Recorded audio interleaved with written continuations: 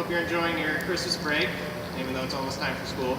But in celebration of that, we are going to continue our video series that we've been doing on fencing tactics, specifically when it comes to bouting and different kinds of opponents. What we'd like to talk about tonight is parries. And I know that sounds really kind of like elementary and like you guys have already practiced that before and you already know what goes into parries, but you guys really don't know yet.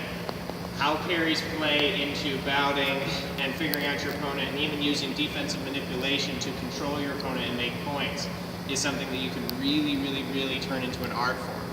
So we're just going to kind of scratch the surface with this a little bit. And I'm going to take you through some scenarios with Andy, and you guys can leave comments in the comment section and say, we'd like to see this parry, we'd like to see this parry, whatever you guys kind of want to do. But we're just going to go through the ones that I can think of right now and just start to put it into tactical scenarios where I figure out Andy using defense, and we just kind of go through how I would use that in a bout, okay? So you guys all know what generic parries are, right? We practice them all the time. You guys are doing your parry post drills, right? I'm on guard, Andy's on guard, we're at lunge distance, he's going to attack, I'm going to do parry, okay? Normal parry, normal tension, normal attack, right? He's going nice and slow, he's not doing bout speed, okay? That's to control the movement, to learn the movement, right? So you guys can use your hard tension, right? You can use your beats, and you can also use your soft tension, okay? That's great, that's what you guys have been doing. But now we really need to take the next step of saying, where do we go with that when we're actually fencing, right? How do I use that to control Andy? Because you guys need to become defensive fencers, right? I've said that many times before, fencing comes from defense, right? Not offense. So if I want to get to know Andy as a fencer, if I want to figure out the ins and outs of everything that he does, I want to know what makes him tick right up in here, right? So that I can beat him that way, not have my 5 or 6 things that I do that I'm just going to throw at him and hope that they work. No, I want to have a full toolbox so that I can say, Andy does this, this, and this. And because I know that from being defensive, I can just take him apart whenever I'm ready, okay? So we'll use 4 for right now because you guys can see that. Since we're facing it, we'll use the 4 parry to start. And we're just going to kind of go through some scenarios. Okay, so Andy and I are fencing, right on guard, cross here, step back, ready, fence. Okay? Right from the get-go, Andy's going to tell me something about himself, right? So this is where we start having some interaction and Andy just thinks of things to do. So Andy's going to give me something. So on guard, step back, ready, fence, and he's going to do something. Okay, he attacked right off the bat. Okay? He attacked right off of the fence, and he didn't bother setting up distance. Right? So 2 big things, right? It tells me either he's offensive and he just wants to come at me, or he's trying to figure me out the same way I'm figuring him out because he didn't set up distance, right? His attack wasn't very savage and it wasn't very fast, so if it were me, I would say he set up a lunge that he knew was out of distance to try to figure me out and see what my reaction was, okay? So that told me something, okay? So if we keep going from that, I'm going to say, okay, I've had a sense of his distance, I've had a sense of his lunge, now I want a sense of what his attack feels like. Okay, so I'm just going to kind of be, not going to be passive, right? You never want to be passive defensively. I just stand here and just kind of hope that I'm going to be fast enough, right? If he's faster than me, I'm dead. You never want to be passive, but I'm going to sit and I'm going to say, okay, I'm going to control distance a little bit, but I want to see how you move. So the next time he comes, okay, now I've had a taste of his attack, right? So did you see what kind of parry that was, right? I took a little bit of his momentum away, right? Let's do that again, right? So he gives me that attack, right? You see what I'm doing? I'm shifting, I'm pulling him in, right? I'm not giving him anything to scare him away, but I'm also not just doing a generic kind of elementary level parry. Okay, and that's the first parry we're going to work on, is pulling Andy's momentum away from him. Because there are many different reasons why you would do that, and 2 of them are, number 1, to figure out Andy, and to let him feel confident in making attacks, and 2, to then pull him in the next time and make a point, right? Because he's made 2 attacks in 4, he's probably going to get a little frustrated, right? He really does want to hit me, so that means the next time he comes, if I maintain my distance, I can really pull him in, right? You see how I did that? I pulled him with my body, I pulled him with my 4 parry, and I'm right here, okay? Right, so let's go back to the beginning, okay? So we're on guard, ready, fence. Andy's going to give me that first attack, and then he's going to give me that second attack in 4, and I'm going to figure out what he's all about. And then when he gives me that third attack, I'm going to use what I just showed you. Okay, so we're here, we're on guard, ready, fence. I've never seen Andy before, I know nothing about him, and here we go. there's his initial lunge. I get a look at him. I see what his speed is like and what his attack is like. Now I say I'm going to parry him. I'm going to see how he reacts to my parry. Okay, there's the first attack. So he saw me move away a little bit. He gets a little more confident. He realizes to chase me down. There you have it. Pulled him in completely. You can see how his lunge is, right? I've really pulled him in. I pulled myself back, out of the way. He's dead. Okay? And that's using just a little bit of pulling him in. Okay? So let's change. So that's scenario number one. Let's change it a little bit. Let's make Andy, and he'll do his best as usual. Let's make Andy really aggressive. Okay? Who's really trying to chase me down, who's really trying to just ram his point in there. Okay?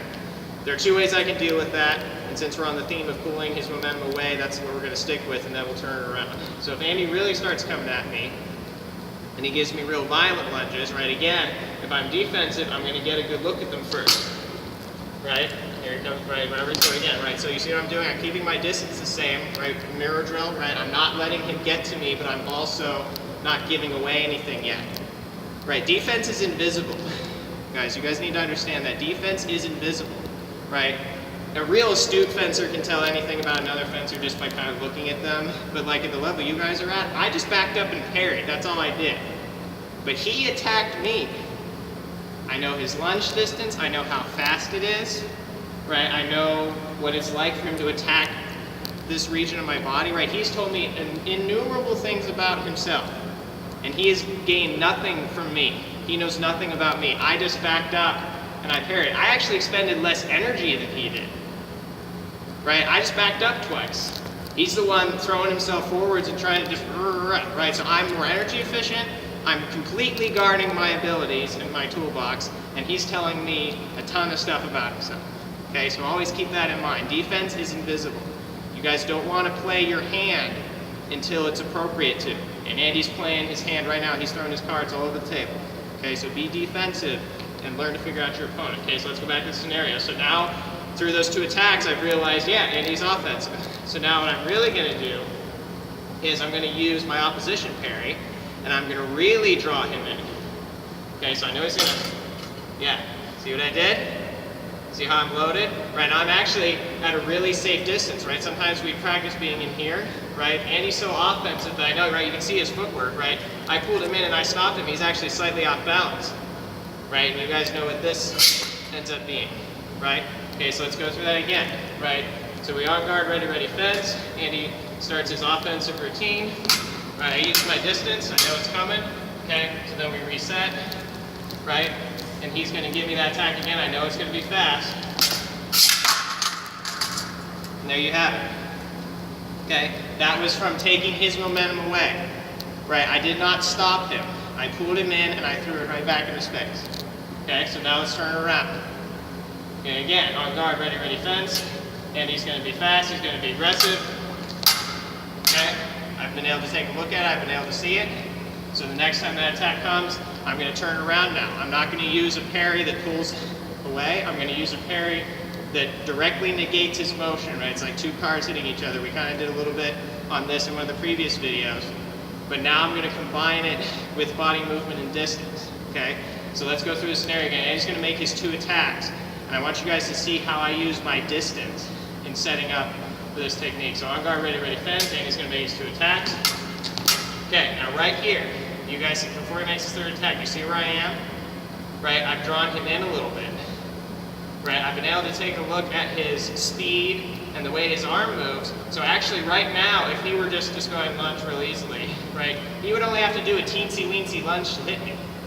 Right, but he's doing a big lunge, right, because he's in this mode of big lunge, big lunge, big lunge. I know the next lunge that's coming is going to be big. So I place myself closer so that when his arm comes out, I just stay right here and I stop him. Okay, so let's go through that again. We'll just kind of go through that all in sequence. He's going to do his two big attacks, and then he's going to follow up for that third one. And I'm going to use my distance and my body and my forward tension and my parry to try to get through. Okay, so let's do that again. Okay, see how close he is to me? Right, there's absolutely no way he can get his tip back in. Okay, let's do that one more time.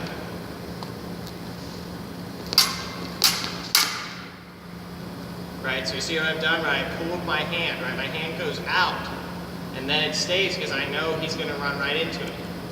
right? That's not saying do bent arm stuff, right? There's a difference, right? Leaving my hand here, because he's going to run into it, is different than trying to do anything with the bent arm. You guys need to make a good delineation with that, okay?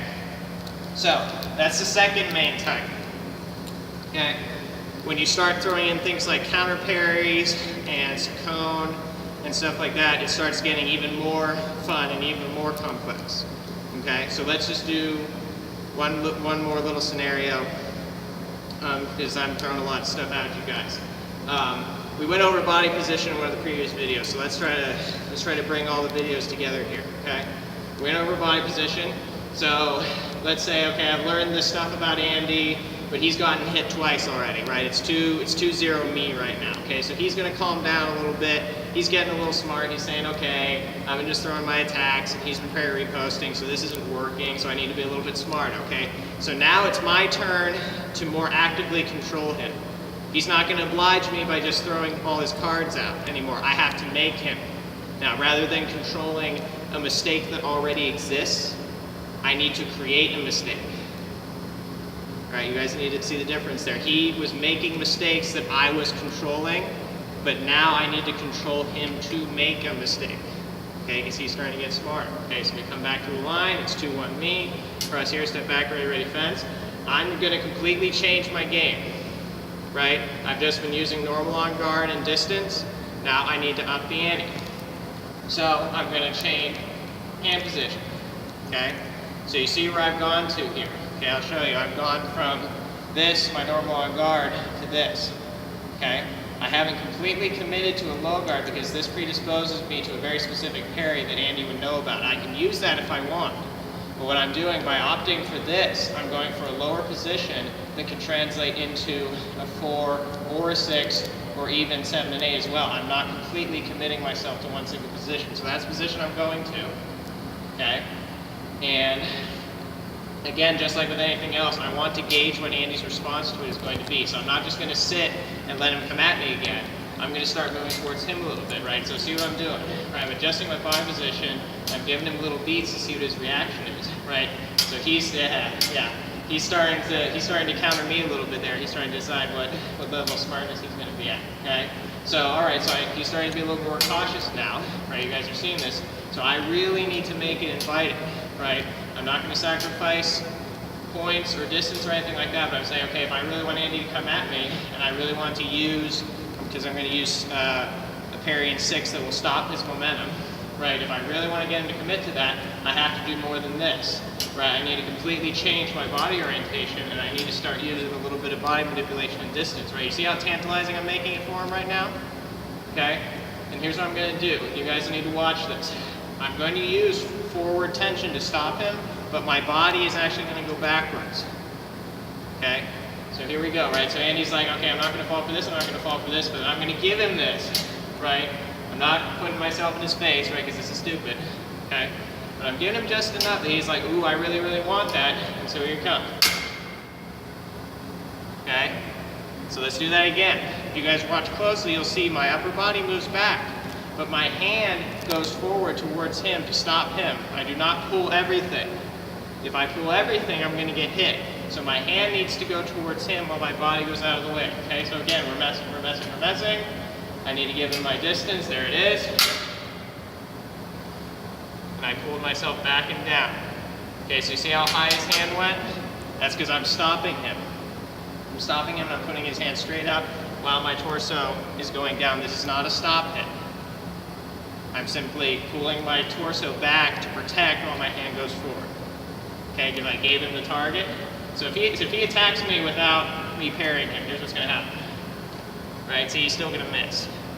Right, so that's what I want. I want that double layer of protection. I want to give him the attack, and I want parry. Okay? So again, those are just a couple of little scenarios that you guys can work on. Obviously, we weren't exhaustive at all.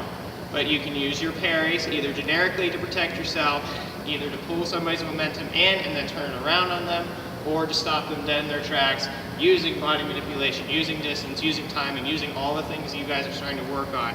When you guys start to see parries in this way, and using parries to be defensive and be invisible to your opponent, and so that he doesn't learn anything about you, right? That you're done with the bout, and he says, oh, I thought I did a pretty good job, right? And you know that every single movement he did, you made him do, right? And he thinks he did pretty darn well, right? That's when your control is at its finest. If he comes out of the bout and says, well, he controlled me, and that's why I lost. You're still pretty good, but he knows, right? He's not stupid, he knows, oh, Caleb controlled me and I lost. But if he comes out of it and he says, yeah, I thought I did my best, and I thought I was throwing some moves in there, it just didn't work for me tonight. And you know that every single thing he did, you made him do, and he still doesn't know, right? That's the epitome of control. So learn to use your parries like that, and you guys will be great.